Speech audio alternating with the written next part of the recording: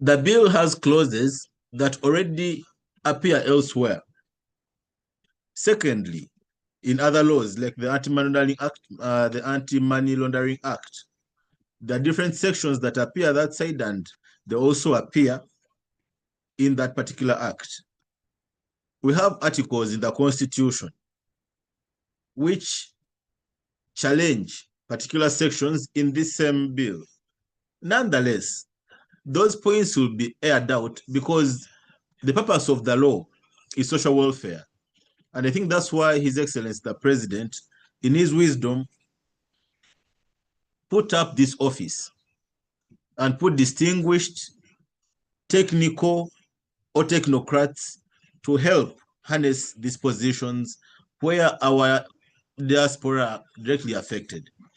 And we shall get back to you over the same matter with the write-ups and engage the different leadership organs in the different states and countries where you are, so that we can have a meeting of minds. Further, we might also seek to have audience through the Clerk of Parliament and make these views quite clear. Understanding that it has been presidential policy, I've been seeing some of our colleagues, Dr. Hillary, you have been seeing Mr. Wagonza, you have been seeing Mr. Henry, and many others in their visits to the diaspora and the benchmarking projects, where the president has directly sent them on different agendas to achieve particular goals, like on foreign remittance. And you see the bill also has an aspect that gargles the aspect of foreign remittance. So it's a position to be harmonized upon. We have had a system where we have to streamline documentation in regards to identity and citizenship. We have particular bills or sections in that particular bill that are not in tandem with the president or the executive's will. Therefore, it's another angle to talk about. And the president had invested heavily with the involvement of different systems. So it is work in progress, but we want to assure you that according to the agenda we have and the different legal regimes that we have and the principles that govern the law, that the law will be streamlined to the best of your interests, and therefore we shall have a good way forward. Thank you very much. Thank you very much, Council. That's very reassuring. I think speaking as a diasporan, really all the diasporans ever ask for is to be heard. So your concession in that regard is very helpful and reassuring. And I must commend you as well. I think your first event next week is on the sovereignty bill itself. So perhaps if we could pack this and address it in thorough detail at next week's session, which you've dedicated for the sovereignty bill. But Council, what you've shared is very reassuring that you're willing to hear the contribution and thoughts and feedback and ideas from the diaspora regarding this bill. I think all of us take the sovereignty of our country very seriously, but some of the questions that have been coming in the chats, it's use of words like foreigner. I think that's the one that has infuriated people the most. So I'm glad for your contribution. We'll review that next week. I now want to move on to Dr. Wati, before you proceed, yes, I would request that well, because we do not have a global body which is legally binding all of us, we are going to deal with the respective associations. So members should put their views and send through, if you are from the United States, let it go through UNA, because in that discussion, we are going to have a meeting with all leaders globally. So like the same Europe, Africa, Southern Africa, like that. So it's better because it is also difficult to collect views different from individuals. Those who will pick from the group we can pick, but as well engage your leaders. So when we are doing that big consultation, actually most likely it's going to be tomorrow, because we are running out of time. We need to submit to request before we run off the deadline of the 24th. Thank you. Okay. thanks for clarification. The good thing is that the clerk to Parliament, the last I checked, I think there's been a concerted effort to receive views from as many people as possible.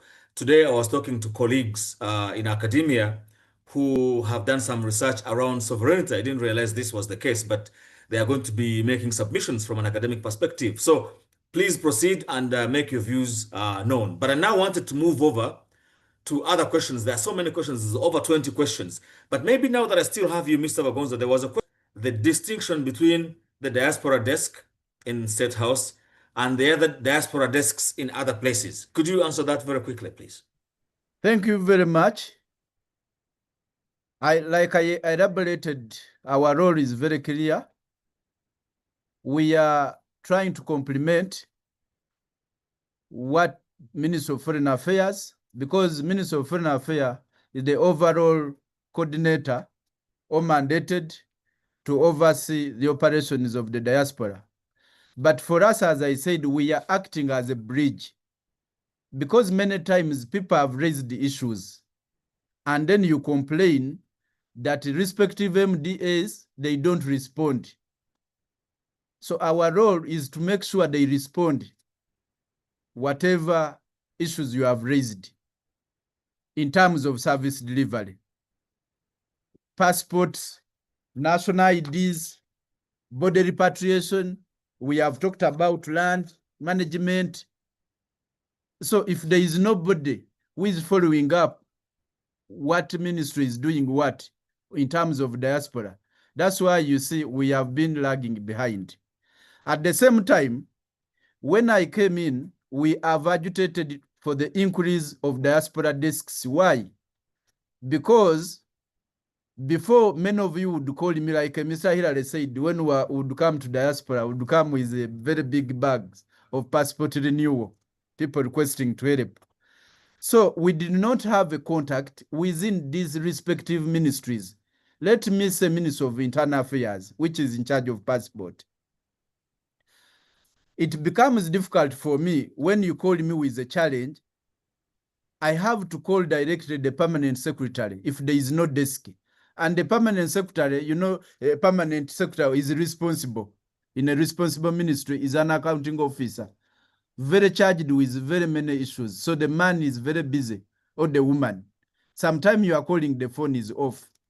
That's why we say, let's create where we have those ministries dealing with us in terms of service delivery. Let's have desks there. So when you call me with the issue of a passport, or when you have a challenge, I just call a desk officer in that ministry.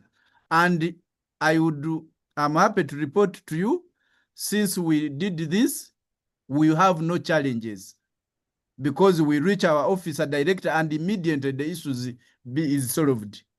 At many times, like I have said, you have called me for renewal of passport. Many people have called me when they are at the airport. Someone go to the airport when he knows he's not a Ugandan, but he's traveling, you want to travel to Uganda. I have handled many cases.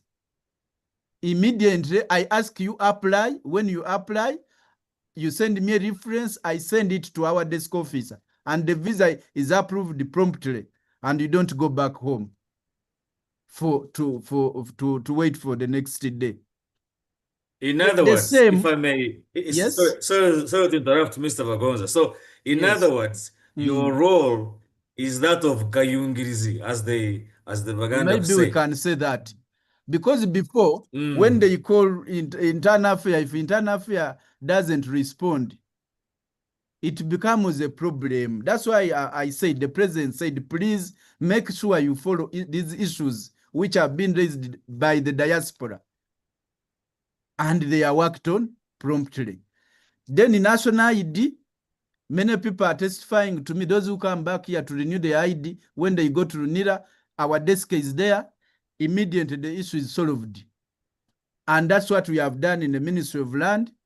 That's what we are moving to do in different ministries. Our colleague in the office of the president, Ajwa Lusimbi, because you are aware Ajwa Lusimbi has been in the diaspora for many years, and the president also wanted someone to keep advising him because he was appointed him before me. But majorly, his role is at the advisory services. And our role is more technical about service delivery. Of course, we know the mandate of Foreign Affairs. But like I said, we work in complementary with the Ministry of Foreign Affairs. And we have no problem. We are working closely. The other thing I should elaborate, Doctor, before you go away, is the issue of people saying duplication of services, duplication of structure. There is no duplication of a structure. I have worked in public service myself, and I've been part of sometime this the structures formalization and then creation. When government see there is a need, there is an aspect of something. How do you address it? You change the structure of government and include that aspect. Like we have said, you are remitting over 10 million, 20 trillion. This is a very big resource to the economy. So they are taking you now serious. But I've seen where people are saying, no, they are duplicating, they are doing what? Government has now taken you serious. You have representative in almost all these ministries. They are able to listen to your issues. Then now you are fighting it. It is very important. It is easy for me to deal with this kind of structure. Because if it is a foreign affair, I call. And we have moved further now to create desks at all our embassies, diaspora desks at all our embassies. Before we have had consular service. But we are saying, let's have consular service and then the diaspora desk. And you know, all these embassies now, they have heads of diaspora desks, which is very easy. When I get issues there, you have raised an issue, it is concerned about the embassy, I call the desk officer at our respective embassy. That's how we have tried to ease work. Thank you very much, Doctor. Okay, so it's about, thank you. I can see how passionate you are about service delivery, Mr. Bagonza. So it's about getting services closer to the people. I now want to move, over very quickly to Moses Mawa.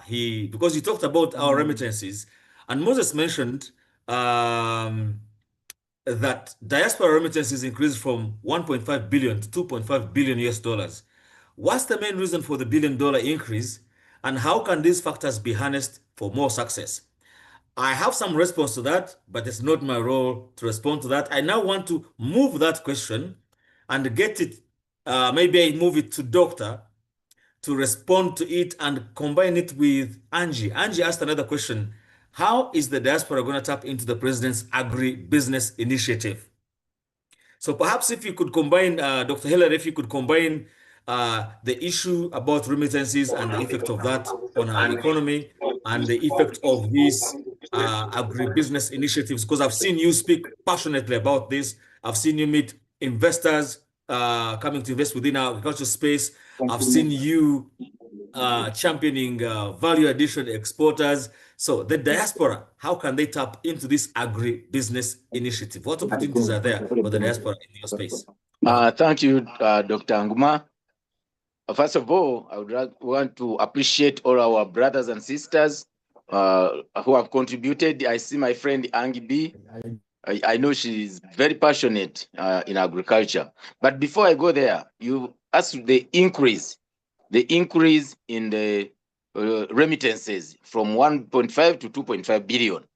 I told you in my preamble that over a decade, we have been involved with the diaspora, and we have been coming there in the diaspora to get your views, to get the challenges, to see that we improve. Remember, our diaspora was so much fragmented. We didn't know where our people were by that time. Now we can able say, when I look here and I say, yes, I've seen Angie, I've seen someone. This one comes from this state. There is at least recognition. But before, 10 years back, we didn't have any available group that we knew. But now, due to these interventions, actually, you people, you are breaking my senior here, but Mr. Bagonza, for nothing. You people remember, you used to tell us that we are, when we go to ministries, we are not helped. When we go to Ministry of Lands, you stand in lines, and yet you people have no time. When you come here, you're here for 3 days, 1 week, you want to go. So now there's this person who is representing you in the ministry. Even here, for us, we are diasporians sitting in the State House. I can count myself to be an American, a German, a British, sitting here in Uganda, because we are representing your interests. We were appointed by the president to make sure that we feel that pain that you used to tell us. So that issue would just make you happy to know that what you advocated for, now the president had your call, and he appointed Mr. Bagonza and the team to make sure that we address those issues. So when we are deliberating on behalf of you people. We are diasporians. So the contribution has been to the deliberate and intentional strategies that have been put forward, but also the peace and good leadership of His Excellency the President. When you know how many people used not to come back here. They used to know maybe there are wars, there are diseases, but now every Ugandan who gets money wants to buy land, sets up an apartment. The economy is booming, business is booming. Our people have traveled and they know that there is business. You look at these investors you've been talking about, Dr. Nguma, the Saudis, the UAE, the team from UK, from India, from Asia. Since the inception of this year, I've been in meetings with the president, bringing investors. For them, they are seeing the opportunity in Uganda. So it is high time that our Ugandans who have tried to become rich through earning money from the diaspora to come and get this opportunity. Why should an Indian come and set up a factory when you have even that money to buy such a machine? So it is the deliberate, intentional, and strategic interventions and establishment of this office, the diaspora unit, that has now been able to create an enabling environment to make sure that our Ugandans believe in the country. Then the last one, Angi's question on agriculture. Angi B, I know you are a good agriculturist. Come. The president has put there money in Uganda Development Bank for women in agriculture, women in industrialization, with very good interest rates. And also the grace period is okay. Deliberate for women, youth, but in agriculture and industrialization. Government has come up with interventions in Ministry of Agriculture to support those on commercial level, providing tractors, providing irrigation systems. Even at districts now, there has been a program where we have to really promote irrigation. You know, before Dr. Nguma, people used to depend on God to bring rain. Now the president is saying no. Even if you pray and pray and pray, sometimes rain may not come. So it is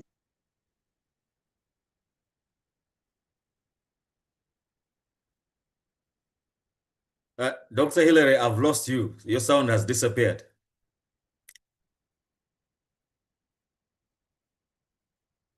Is it just me or Dr. Hillary, your sound has gone?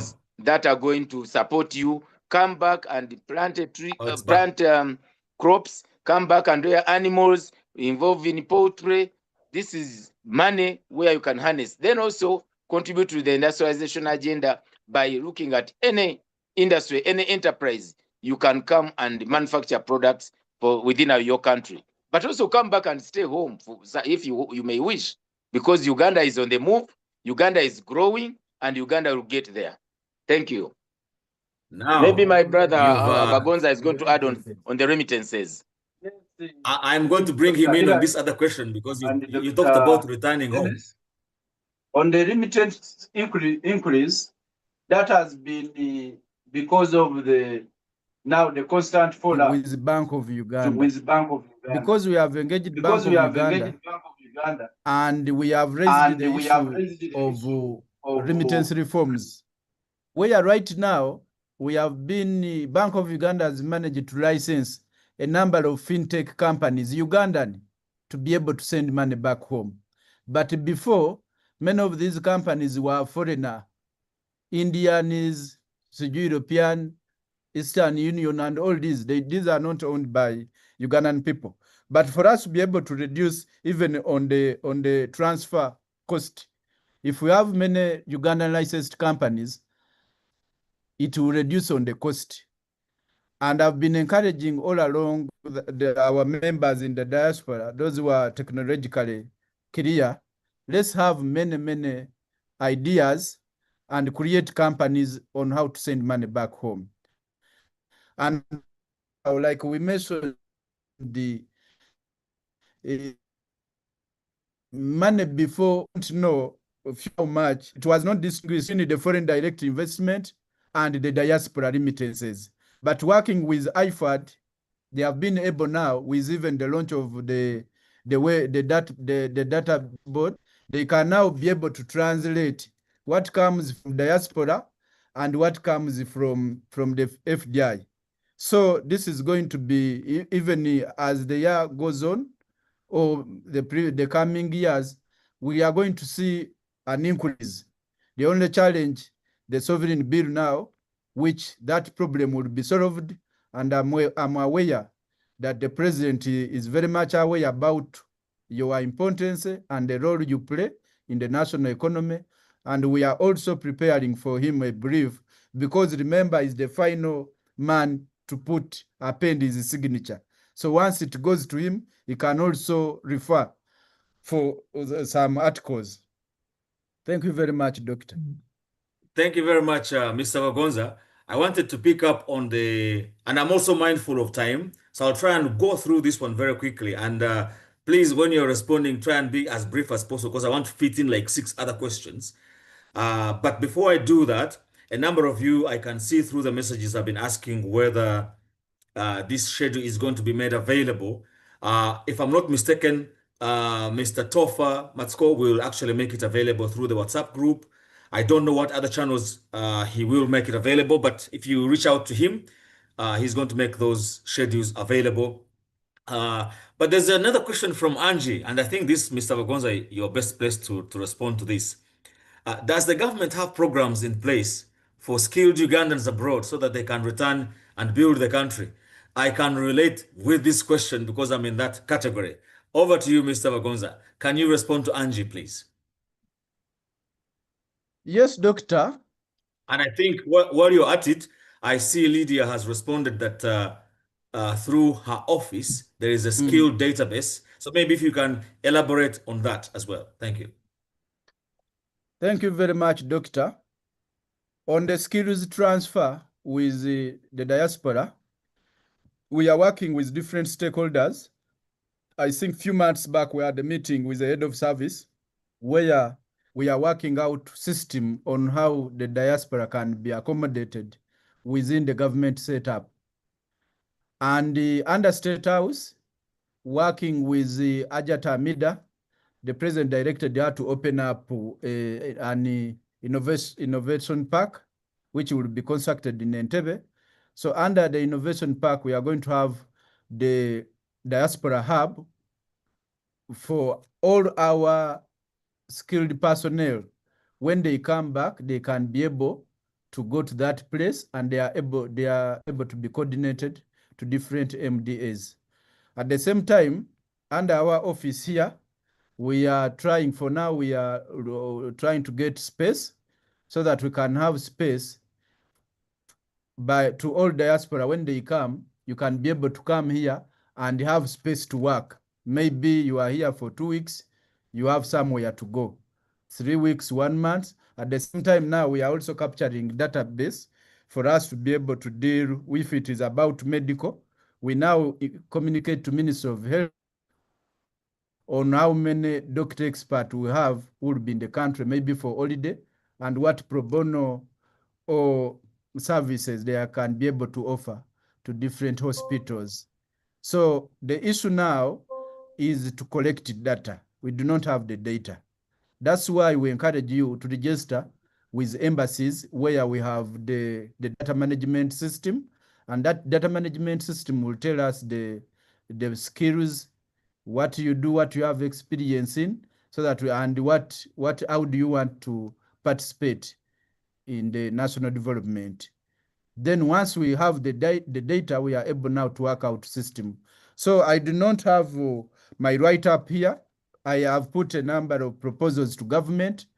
I have I've discussed with the president many times, and there are many reforms which are going to come in, and anytime the president will make pronouncement about these reforms. Thank you very much. Thank you very much, Mr. Bagonza. Now, colleagues in the diaspora, you will forgive me because this is very interesting. I'm looking just here at the number of questions that we have, and there are really too many of them. I don't think we'll be able to answer them in the time allocated. We're now clocked 2 hours since we started, and I can see we still have like 20 questions.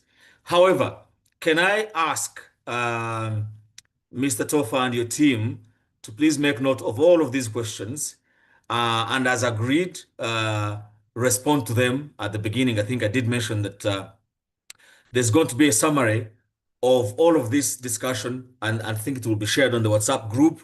If I'm not mistaken, Tofa, you did mention that you will share the schedule of all of these events on that WhatsApp group as well, and that all the unanswered questions will get a response. So if you have a burning question, I've seen some of them around land. There will be sections, there will be webinars around land. Maybe you can hold on until that webinar around land. I've seen some interesting questions around healthcare, and I think Godfrey wanted to include healthcare insurance within that discussion. That's a very good idea. So please hold on and check on the schedule for the healthcare debate, and I think reach out to either Tofa or via the WhatsApp group. I don't know who is going to be picking up on this. Someone is talking about Federation of All Ugandan Migrant Workers. So that's about skills transfer. I think there's a section, there is an event around that. Let me see who else. There's an element around remote work. So that's a very interesting one. There is another question around State House collaborating with the Prime Minister's Diaspora Unit, Minister of Foreign Affairs Diaspora Unit. I think you responded to that, Mr. Bagonza. So the questions are very many, and this is really testament to the level of engagement that you have actually put into this, and the desire and the need and the want for these kind of discussions. So I think as far as I'm concerned, I may have done my job to try and steer the discussion in the direction of giving assurance to the diaspora that the diaspora unit is going to be listening to them. So I think my job is done. Maybe if I could throw the ball back to you, Mr. Bagonza, to share your parting shots and your rallying call and action points going forward. Thank you. Thank you very much, Doctor. And I'm glad to thank the team for everyone who has managed to be part of this establishment. And I encourage we inform in the next webinar series, which we are going to begin. Please, let's have as many people as possible so that we are able to have these tangible discussions. Because I know information is very key. When you do not have information, you have a big problem. So, and we want also to avoid at many times when people are asking very many questions, which we have already dealt with and answered. So, and the people may say that, no, for us, we don't know, we are not seeing you, but at least this engagement, like we said, is going to be a whole year. And then after a whole year, now we shall move into other sectors. But in terms of skills transfer and development is a very, very serious issue, because we have many of you are experts in terms of engineering, medical, ICT. So we need to harness from you, and you contribute meaningfully to develop our systems back here. For us, we do not have any problem in working closely with you and coming to support, both when you are there and when you are here. And many times, people have raised that government doesn't bother about them, but we know many organizations are headed by the diaspora people. We all know the head of NSSF came from diaspora. We all know Mr. Mukiza, the executive director, Uganda Investment Authority, is from the diaspora. There are many key personalities. That shows the heart the President of the Republic of Uganda have for you. But sometimes it is difficult for government or for people to come and say, whatever, we have done this, we have done this.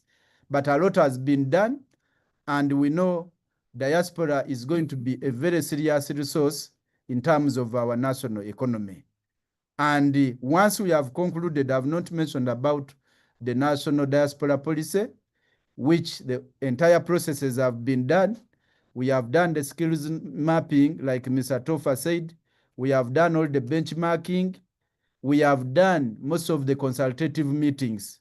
And right now, we are here on the ground to do a big consultative meeting within the stakeholders here, and we move forward so that we have a law. Once we have the law, which is elaborating the structures and the systems of diaspora, it will be now a clear mandate. Who does what? Which will be very easy for us to even deal with the diaspora people. So with those few remarks, let's meet again on the next webinar series, which will be very soon. And we are making sure we are going to have very serious technocrat, mostly head of institutions or people who are very senior. We are not going to have very, very junior people in this. We want people who can talk policy. We want people who can talk decisions. Because once you have raised an issue, if there is an accounting officer is present, if a director is present, he can be able to go and change and implement the issues.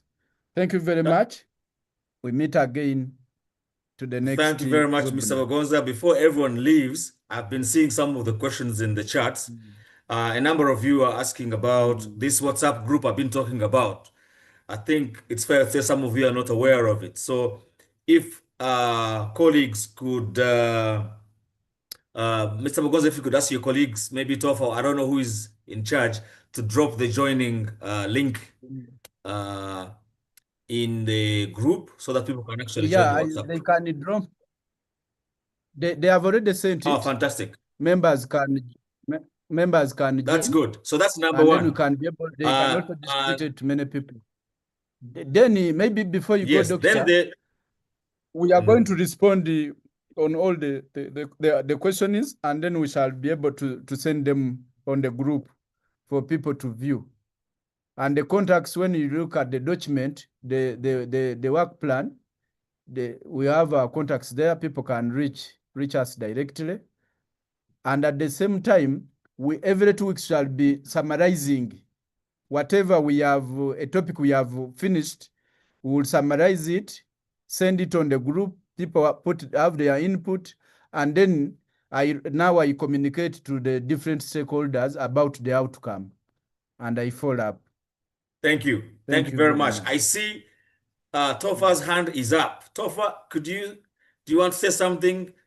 You know, in the protocol, you don't usually speak after your boss has spoken. So you are on your own on this one. Your hand is still up if you want to say something, Tofa.